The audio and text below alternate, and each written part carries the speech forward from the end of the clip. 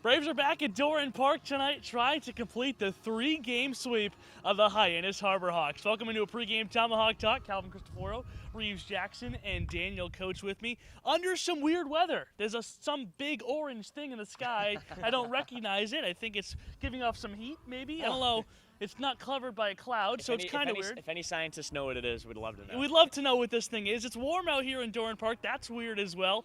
But what's not weird is the Braves winning, and they did that again last night, Daniel. A 5-1 W against Hyannis. A game where they really had to rally back, were left off the scoreboard for the first 7 innings, but then exploded for 5 runs in the 8th. Yeah, completely exploded. Went all the way through the lineup last night in the top of the 8th. They posted 5. The entire game, you could tell there was this energy where they were hitting the ball really well, but just weren't finding the gaps, and I mentioned that last night on the post-game talk. But tonight, really got to get off to a better start. I think it's going to be all about pitching tonight. Ken Turner will be on the mound, but again, we could see Colin Bowers coming out from the pen, and we know that we can hit, but against a team that we've already won 2 and 3 against in total in this season, I think it's going to come down to giving these new guys some chances to see some playing time. Well, I'm glad you mentioned Ken Turner, and I'll go to you, Reeves, with him making his first start tonight. I think his longest outing of the season's only about 2 1/3 innings. So how far do you think Ken Turner can go tonight,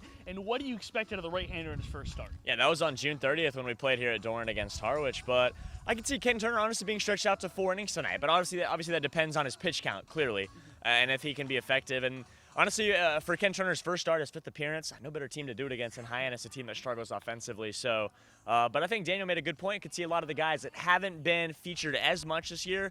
Ken Turner making his first start. I could see Josh Eknes, and then obviously Dylan Bowers that he mentioned from Northern Colorado. So, Ken Turner, I look for him to go 4 innings tonight if his pitch count is being able to can stay low. Yeah, the Braves coming in tonight at 13-2-3, a completely different story for Hyannis. They're just at 2-16 on the year. But Daniel, these first 2 games in this series, there's been spots in both games where the Harbor Hawks have had their chances. So what do the Braves have to do to get a win tonight? I think the Braves just need to keep doing what they're doing, but in a more consistent manner. You need to get off to a hotter start. Like we said, we get off to a hot start. It usually ends in a victory. You can't rely on an 8th inning rally. You got to get out to an early start, and I really want to see the top of the order come up, especially Joe Lampe. He's been on a bit of a slide as of late. I'm expecting him to be player of the game and have a multi-hit game tonight. All right, bold prediction. Joe Lampe is mates in the outfield, though. Caden Wallace last night, and then Colby Thomas the night before. They've been great. Do you think we can see another big night from one of those 2 guys, or do you like Joe Lampe?